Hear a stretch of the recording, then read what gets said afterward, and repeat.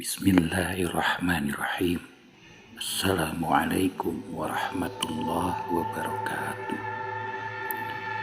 Pada kesempatan kali ini, saya akan membacakan sebuah kisah misteri yang berjudul Sosok Pendaki Misterius bernama Dani. Cerita ini disadur dari akun Twitter milik @siskanovi. Baiklah, kita mulai ceritanya. Rudy, sesosok pria, dikenal sebagai pria yang tidak percaya bahkan tidak takut dengan istilah yang disebut dengan hantu. Bahkan dalam salah satu kejadian yang menurut teman-temannya mengerikan, Rudy justru hadir sebagai sosok yang seolah mengusir keberadaan makhluk pengganggu tersebut. Saat itu, Rudy sedang menghabiskan waktu di salah satu kontrakan temannya yang dikenal angker.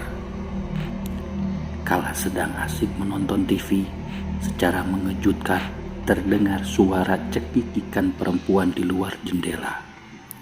Namun Rudy seolah tidak memperdulikannya. Bahkan sampai kejadian pintu digedor berulang kali, Rudy juga tidak menghiraukannya.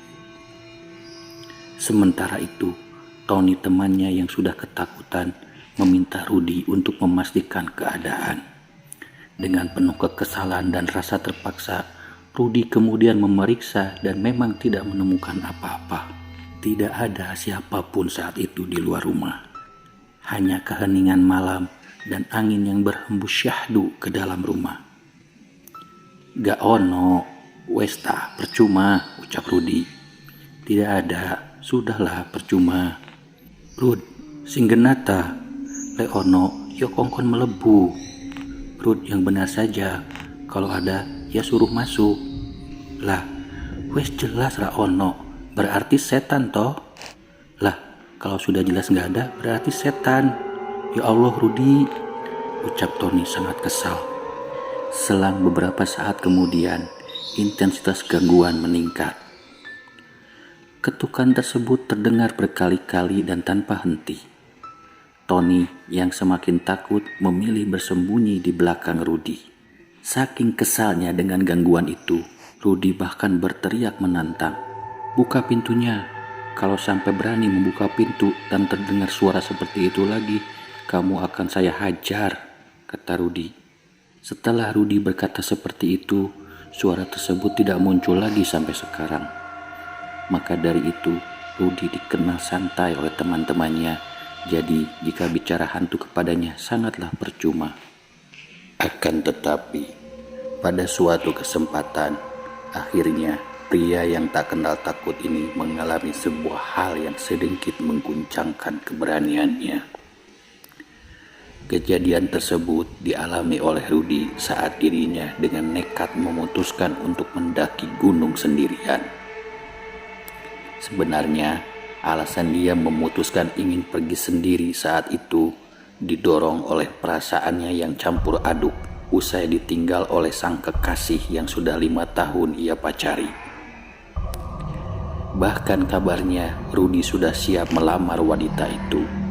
Jadi, para temannya yang khawatir sebenarnya cukup dapat memahami keputusannya untuk mendaki gunung seorang diri. Meski dengan perasaan campur aduk, Rudy akhirnya tiba di jalur awal pendakian sekitar pukul 16. Kala itu, langit sudah sedikit gelap, tapi dengan sikap cuek, dia memarkirkan motornya. Saking seringnya mendaki gunung tersebut, sang petugas parkir pun mengenali sosok Rudy. Dirinya bahkan bertanya kenapa Rudy mendaki sendirian. "Loh Sam, kok munggah dewe?" ucap juru parkir tersebut. "Loh Mas, kok naik sendiri?" Rudy pun tertawa dan mengulurkan uang parkir kepada bapak itu. Ternyata karena seringnya Rudy naik gunung, tukang parkir itu sudah hafal kepadanya. Usai berinteraksi, Rudy yang sedang merapikan diri sedikit terkejut dengan penampakan sosok seorang pria yang sedang duduk di dekat pintu parkir sembari merangkul tas. Pasalnya, Rudi sama sekali tidak menyadari dari mana arah pria tersebut datang. Tapi memang Rudi dasarnya cuek. Dia memutuskan untuk mengabaikan kejadian itu dan memilih untuk memulai pendakian.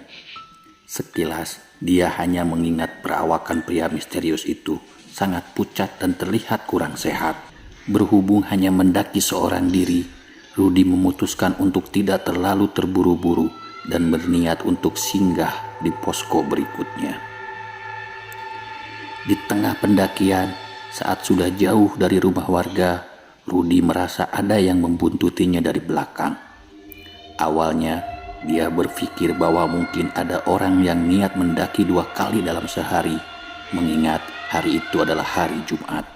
Tapi ternyata saat menoleh ke belakang, dia melihat sosok yang dirinya jumpai saat di parkiran tadi sedang berjalan mendekatinya. Rudi pun bingung karena posisi berjalan lelaki tersebut sangat aneh. Rudi mencoba berjalan lagi. Ketika dia berjalan agak jauh, ternyata ada perasaan tidak enak. Akhirnya keduanya berpapasan. Rudi akhirnya memutuskan untuk menyapa sosok misterius tersebut. "Sendirian, Mas?" tanyanya. Pria itu kemudian menjawab, "Iya, sendirian." Anehnya, bukan merasa tenang, bulu kuduk Rudi justru semakin berdiri. Dengan penuh perasaan was-was yang coba ia tutupi, Rudi terus melanjutkan perjalanan bersama pria misterius tersebut. Akhirnya, keduanya tiba di posko peristirahatan, dan disitulah Rudi menyempatkan diri untuk beristirahat sambil melemaskan otot kakinya. Saat itu pula dirinya tersadar kalau pria misterius tersebut belum memperkenalkan dirinya. Rudi pun bertanya, "Loh Mas, tadi belum ngasih tahu siapa namanya?" Tetapi jawaban pria itu justru membuat Rudi semakin bingung. Sambil tersenyum, lelaki itu berkata, "Saya sendiri juga lupa. Dani mungkin? Seingatku Dani," jelasnya. Rudi memperhatikan sikap yang aneh dari lelaki tersebut. Dirinya bingung dengan jawaban lelaki tersebut. "Oke deh, aku panggil Sam saja biar gak ribet, hehehe," sahut Rudi. Keduanya kemudian mengobrol sampai waktu sedikit larut. Dalam percakapan tersebut, Dani mengaku rumahnya ada di sana alias di hutan pendakian. Rudi pun semakin bingung, terlebih saat sedang menyiapkan api unggun dan kemah untuk beristirahat. Sosok Dani seolah tidak bergeming dari tempatnya. Laki-laki itu masih tetap duduk di tempat yang sama sebelumnya. "Mas, sini loh," ucap Rudi. Laki-laki itu berdiri dan mendekati Rudi. Rudi menuangkan secangkir kopi ke dalam gelas kecil di tangannya. "Saya tidak minum, Mas," ucapnya pelan. Rudi pun tersenyum. "Ini cuman kopi, hehehe." Ternyata saat itu Rudi belum mengerti isyarat aneh dari lelaki itu. Gelagat Dani semakin dirasakan aneh oleh Rudi. Terlebih dia tidak terlihat sama sekali kedinginan. Padahal saat itu kondisi semakin larut dan angin semakin kencang. "Mas, sampean nggak kedinginan tah? Kok nggak pakai jaket?" tanya Rudi. Lelaki itu hanya tersenyum. "Saya tidak merasakan apa-apa, Mas," ucap lelaki tersebut. Rudi semakin tidak mengerti dengan laki-laki itu. Biasanya orang naik membawa peralatan untuk hiking. Tetapi Dani mendaki gunung tanpa membawa peralatan untuk hiking. Dani seolah hanya membawa tas kosong dan sebuah handphone yang terus ia pegang dari tadi. Rudi pun menawarkan Dani untuk tidur dengannya di dalam tenda. Namun ajakan itu ditolak mentah-mentah. Dani mengaku kalau dirinya sedang mencari tali biru miliknya yang hilang di sekitar area tersebut. Rudi semakin bingung karena gelap gulita seperti ini. Dia ingin mencari satu benda yang susah sekali dilacak keberadaannya di sini. "Tali apa, Mas?" "Tali biru," jawab orang itu. Berhubung semakin bingung dan hari sudah semakin larut, akhirnya Rudi memutuskan untuk beristirahat dan pamit pada Dani.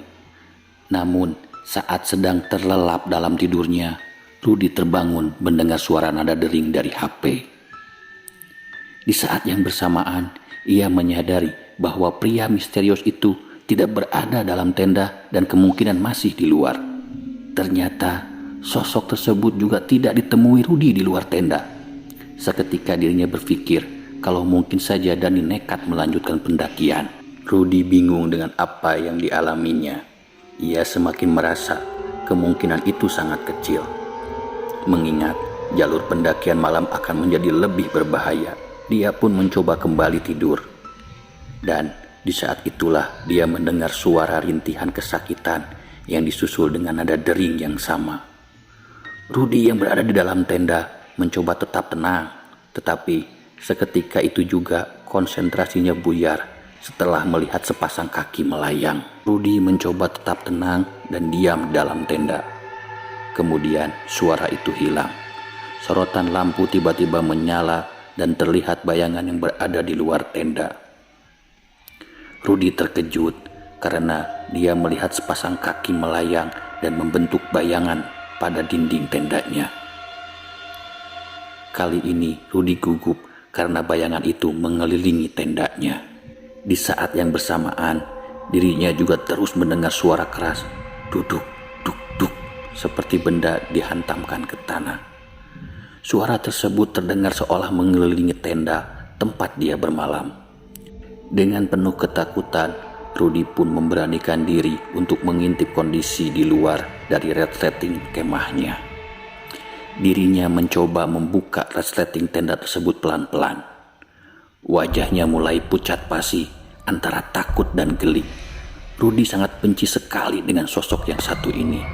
Namun sudah menjadi resiko jika bertemu dengan bangsa mereka di sana. Rudi pun hanya bisa membatin dan berdoa. Dari sela-sela resleting tenda, dirinya melihat bungkusan kain putih yang diikat dan melayang. Berhubung tidak ada hal lain yang bisa dirinya lakukan, Rudi akhirnya tetap berdiam dalam tenda sampai dirinya tertidur. Keesokan harinya, Rudi terbangun usai mendengar suara pendaki yang naik ke atas. Sembari melanjutkan pendakian, dirinya masih begitu penasaran dengan sosok Dani. Ia bahkan menyempatkan diri untuk mampir kepada petugas tiket dan menanyakan sosok Dani. Namun, kata petugas itu, tidak ada pengunjung yang naik kemarin, hanya Mas Rudi saja. Petugas tersebut juga mengatakan bahwa dirinya saat itu berjaga 24 jam. Rudi mencoba bertanya kembali, kalau pengunjung dengan nama Dani ada Pak, ucapnya. Tidak ada Mas, kemarin hanya Mas Rudi seorang yang naik. Rudi pun akhirnya memutuskan untuk kembali turun. Dalam perjalanan itu, tepatnya di ujung jalan yang rimbun, Rudi melihat seseorang berdiri dengan tegak dan melihatnya dari kejauhan. Karena penasaran, dirinya pun mencoba memperhatikan dengan jelas dan ternyata lelaki tersebut adalah Dani yang ia jumpai kemarin. Namun, lelaki tersebut dalam kondisi melayang, bergantung diri dengan lilitan tali biru di sekitar lehernya yang terikat pada sebatang pohon. Alangkah terkejutnya Rudi melihat kejadian tersebut. Dengan perasaan tak karuan, akhirnya Rudi pun segera beranjak menuju parkiran lalu pulang. Demikianlah teman-teman, semoga ada manfaat dan hikmahnya. Wassalamualaikum warahmatullahi wabarakatuh.